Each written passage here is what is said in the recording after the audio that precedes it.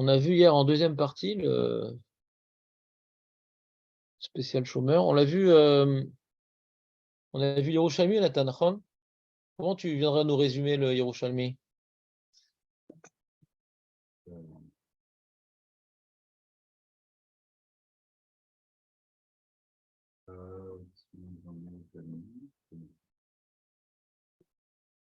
C'était bien ou pas?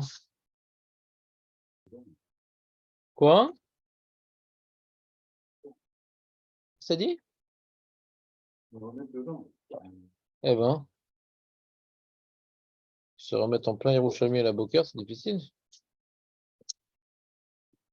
Donc, on avait vu deux opinions. Parce que l'Yerushalmi, Meir, il demande, il pose une question. Pourquoi il y a cette asymétrie entre les brachot du Kriyat Shema du matin et du soir?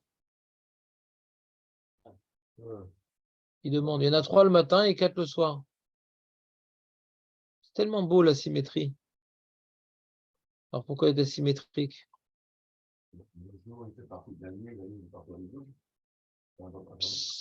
Cette réponse est tout à fait adaptée à une autre question. Garde-la, on ne sait jamais. Ouais.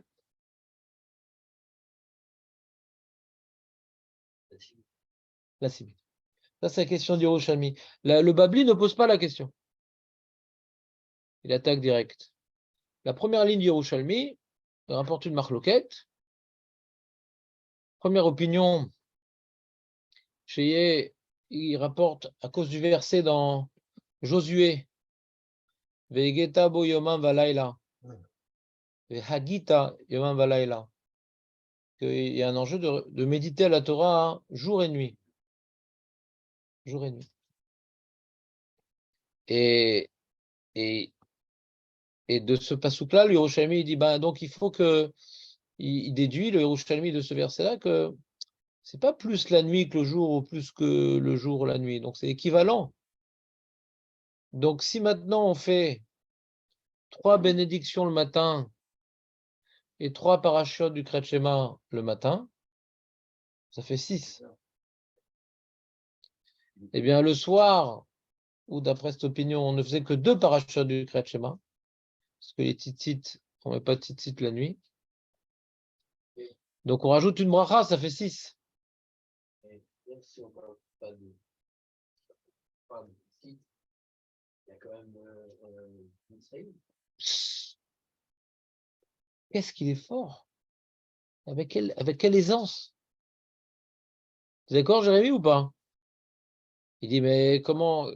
D'accord, il n'y a pas de tzitzit, mais il y a la mitzvah de Zechet Mitzrayim quand même. C'est ça qui demande, mais il dit, ça devrait être aussi le soir, donc de toute façon. Hein? Moi? Alors Jérémy propose, il dit, qui dit qu'il faut des psukim pour s'appeler la Sainte peut-être de rappeler par une bracha, peut-être ça suffit. Et surtout, c'est lié, ta question géniale, elle est liée à une Mishnah, pas moins géniale, qu'on lit à Pessah. L'Ozacheti chez Tarmer. Voilà. Donc on sent qu'il y avait toute une difficulté de trancher. Est-ce que Bémet le soir on dit, d'où on apprend qu'on dit, ouais. Donc d'après les Yerushalmi, il y a certaines opinions qu'on ne dit pas. On ne fait pas. Et donc ce rabbi Simon, son nom, eh bien lui, il dit donc 3 plus 3 et 2 plus 4. Comme ça, le Vehagita Yomam Valayla, il est équivalent. Tu commences avec une question d'asymétrie, je te réponds justement pour être symétrique. Non. Pourquoi il y a 3 le matin et 4 le soir? C'est asymétrique. Réponse non, c'est symétrique. Parce qu'on regarde, écoute bien la phrase, on regarde les brachot et le schéma comme un package. Pourquoi c'est pas la même chose le jour et la nuit, ou pourquoi il y a 3 le matin et 4 le soir? C'est ça, oui. Là, on explique les symétries. Il n'y a pas écrit la question dans le Yerushalmi. Fais ce que tu veux. Le Yerushalmi, il attaque la Mishnah direct. Après que la Mishnah me dit, fait 3 le matin et 4 le soir, La Mishnah, là, qu'on est en train d'étudier. Et Rabbi Simon dit à cause du pasuk ça, et l'autre dit à cause du pasuk ça. Ils expliquent direct. Je ne sais même pas s'il y a une question, c'est une explication. Hein, mais d'après Rabbi Simon, c'est pour répondre à un problème. Hein. On veut que ça soit justement symétrique. Et on voit donc d'après Rabbi Simon quelque chose de clair, c'est que les brachot du Kriyat Shema, c'est un package. Et c'est considéré un limud Torah, Léon. Pour toi, non. Si tu ne comprends pas l'ivrite, j'ai du mal à envisager que c'est considéré un limud Torah. Étudier sans comprendre, c'est comme manger de la matzah et Shabbat. Ouais.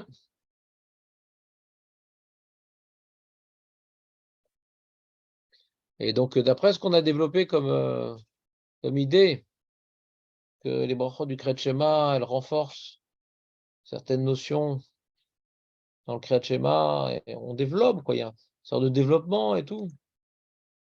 C'est clair que celui qui réalise ses brachot du Kriyat Shema et son Kriyat Shema correctement, c'est clair que c'est une belle réflexion, une belle méditation. Moi, ce matin, je suis arrivé pas en retard, j'ai pu faire tranquillement mon truc et tout. C'est clair que c'est costaud, hein. Des notions dans le Kriyat Shema, des notions dans les brachot, les liens entre les deux. Donc, j'ai fait ce travail-là. Ouais. Alors, ce qu'on a expliqué hier, le Kriyat Shema, il est intellectuel, les brachot ne sont pas intellectuels. Non, je vais être plus précis, Jérémy. D'abord, première étape, je m'oppose à toi pour captiver ton attention. Deuxième étape, on va revenir vers ce que tu as dit. Ouais. C'est que. Tu as écouté un peu? Ouais, à ta place aussi, je me serais endormi, mais il y avait des gens devant moi, je ne pouvais pas. Ouais. Ah, donc je t'apprends rien alors? Mais t'aimes bien l'écouter en direct alors? Non, j'ai des questions en écoutant toujours quand j'écoute les poser. Donc, Pourquoi? Ouais. Il y a peut-être un mec sympa à côté de toi qui est dans le bus. Donc, hier, ce qu'on a voulu expliquer, c'est que les brachot du Kriyat Shema, sur ça, il n'était pas d'accord, Jonathan, mais les brachot du Kriyat Shema, hein, c'est pas tout bonnement reprendre ce qu'on a dit dans le Kriyat Shema. Non. Kriyat Shema, c'est une lecture, ouais. Donc, on vient maintenant reprendre, ouais, un passage de la Torah qui vient poser des éléments. Hachem, il est Echad, ouais, c'est notre Dieu, et il nous demande de l'aimer dans ci, dans ça, nanan. Il pose des éléments, et nous, on doit maintenant nous replonger dans la parole divine. C'est quelque chose d'assez abstrait, c'est quelque chose d'assez. Ça peut être uniquement intellectuel. Alors, quand on fait une bracha, hein, il y a une réflexion derrière une bracha, bien sûr, parce que c'est pour comprendre ce qu'elle dit et comment elle est construite. Je n'ai pas dit qu'il n'y a pas un travail intellectuel dans la bracha, il y a un travail intellectuel. Mais après avoir réalisé ce travail-là, hein, alors, sauf la grande différence entre Kriyat Shema et les brachot, c'est que dans les brachot, on s'adresse à Dieu. Baruch Ata Hashem, ouais. Ou on s'adresse à lui, ouais. Ou on exprime une admiration. C'est beaucoup plus ce qu'on appelle rikshi, beaucoup plus, comment dirais-je, relationnel. On entretient une certaine relation avec Akadosh Baruch Hu, où on lui parle, où on exprime une admiration. Donc ça nous touche plus la bracha. C'est pas juste on pose des éléments. Et j'ai fait remarquer que d'ailleurs dans Yotzer HaMeorot, il y a un petit passage de prière. Dans Avaraba aussi, Veten Belibénu, un petit passage, c'est-à-dire on vient maintenant être admiratif, ouais, et on dit ah, Hachem, donc donne-moi ci, donne-moi ça. Donc on vient relier les éléments évoqués dans le Kriyat Shema et on en fait des prières, on en fait une occasion de se tourner vers Dieu. On sort du cadre uniquement méditatif, on rentre dans un cadre plus expansif, expressif, on se reconnecte, on ressent, voilà, on ressent plus la présence divine. Nathan, t'es d'accord ou pas? Il est où ton gâteau brouillant? T'as pas amené aujourd'hui? Sur le Marie Varavim, j'ai pas réussi à... Razak. Comment ça marche dans Marie Varavim? Marie Varavim, ouais. On remarque que, curieusement, les brachot du Kriyat Shema de Arvit sont plus courtes, les 3. Ouais, c'est très court. Vraiment, c'est très court. Yotzer Ameorot, c'est très long. Marie Varavim, c'est très court. Ouais. Ahavat Olam, du soir, c'est aussi assez court. Avaraba, c'est beaucoup plus long. Il y a toute une prière. Et sur le Limoud, et sur la Géoula, le soir. Le sujet qui nous attend après cette Sougala, c'est justement comparer. Comparer le matin, le soir. Ouais. Cette comparaison. Parce que tu as commencé à essayer de réfléchir. Ouais.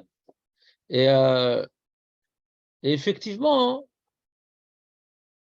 hein, la réponse à ta question, c'est que le matin, hein, c'est un moment de présence divine, comme on a toujours l'habitude de dire. Le soir, c'est Hachem, il est là, mais c'est plus sa galoute, il cache sa présence. Donc c'est ce que je veux dire, les brachot du Kriyat Shema, hein, c'est une expression des notions. On vient exprimer les notions du Kriyat Shema, ouais, face à l'événement dans lequel on est plongé. Dans le matin, il y a la lumière, il y a la vie qui recommence. Ouais. Donc on traduit les notions philosophiques du Kriyat Shema face au vécu particulier du matin, face au vécu particulier du soir. Ça, on va le voir, c'est un Meiri Mefourash dans Emet Ve'atziv Emet Mouna, c'est Mefourash, tu vois, c'est Mefourash dans le Meiri. Pas comme le Rashi qu'on avait vu auparavant. On le fera bientôt dans Hachem. Donc, donc il y a un limoud, et on avait expliqué que ce limoud-là, où on vient jumeler, on vient associer et les parachutes et les notions qui sont rattachées des brachot, ouais, c'est pour pouvoir accomplir un peu le but du limoud. C'est quoi le but du limoud? Le but du limoud, c'est pas juste intégrer des idées intellectuelles, tel quelqu'un qui apprendrait les capitales des pays ou les numéros de téléphone, c'est pas des connaissances sèches. C'est l'occasion de ressentir la présence divine, d'admirer sa sagesse. Ouais. Donc la Torah, elle est là pour justement réveiller, ouais, notre devoir de chercher Dieu dans notre vie, d'admirer Dieu.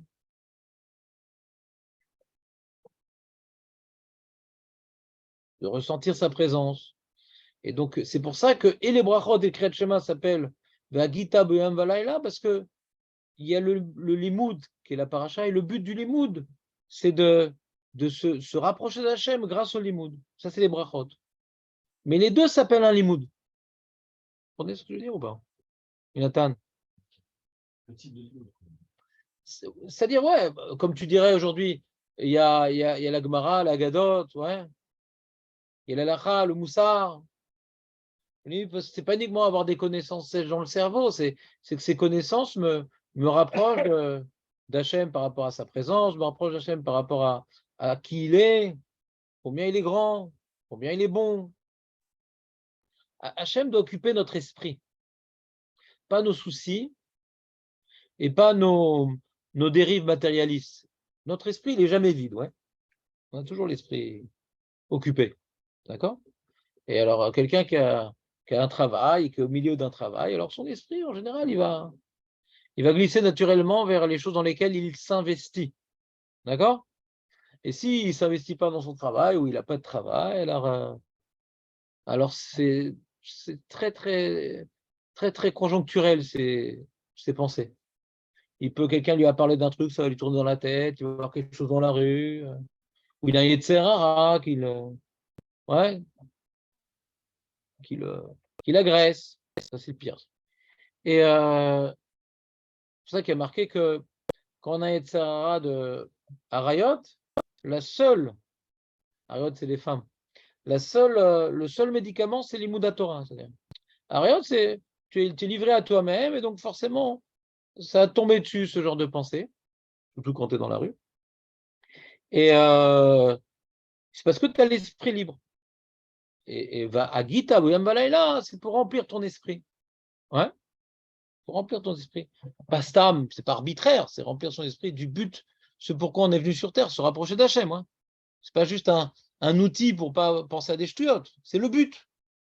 D'être connecté avec Baruch Hu, c'est ça le but. Parce que c'est quoi le Lamaba? C'est la connexion permanente avec Akadosh Baruch Hu. Plus tu es connecté ici, plus tu mérites une connexion là-haut. Moins tu es connecté, plus tu es absent là-haut. C'est clair ou pas? Donc comment on se connecte? Par le Limud Torah, mais va aussi par les mitzvot. Parce que si maintenant on vient traduire un Limud Torah, ouais, sans arriver à des pensées sur Dieu ou des actes envers Dieu, encore une fois, on a déconnecté l'intellect et le but. Vous comprenez ce que je veux dire? Et il y a marqué Nevela Tova Emenu. C'est quoi Nevela? Nevela, c'est un corps d'animal sans vie. Donc celui maintenant qui a des connaissances et qui ne les applique pas, c'est un corps sans vie. Nevela Tova Emenu. Talmid Racham Shen lo Da'at, il ne connecte pas ses actes. Le date, on a toujours expliqué, le date, c'est la connexion entre mes connaissances et mes actes. Le Ténor, il a plein. Alors, des fois, la Gemara l'appelle un Chamor Nosesfarim, un porteur de livres. Et là, la Gemara elle est plus violente parce que c'est pas un problème juste de compréhension. Chamor Nosesfarim, c'est qu'il ne comprend pas tellement, mais il a beaucoup de connaissances. Chez l'Odat, c'est que qu'est-ce qu'il fait de ses connaissances? Bah, pas grand-chose. Hein. Il n'applique pas. Alors, lui, Nevela Tova Emeno. Ouais. Il pue, quoi. Soyons clairs. Ouais. Quelqu'un, il peut t'expliquer un sujet de truc, nanana, et dans les actes, c'est puant, quoi. Voilà. Reprenons la Gemara après ces petites paroles de Moussard intimement liées au sujet des chômeurs. Et c'était quoi ta question, en fait, Jérémy, dans les oreilles? Si tu avais une question des fois avant de dormir. Tu te rends compte la force? Julien, Jérémy, il a écouté le shiur de 10 heures hier. C'est fort, hein? Je pensais que c'était un cours. Hein?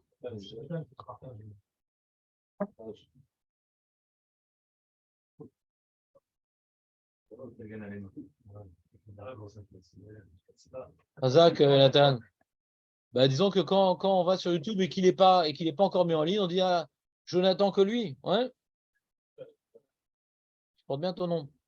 Ah, Hachem. Quelle efficacité. Bah, c'est l'héritage Ashkenaz. Pas de hasard.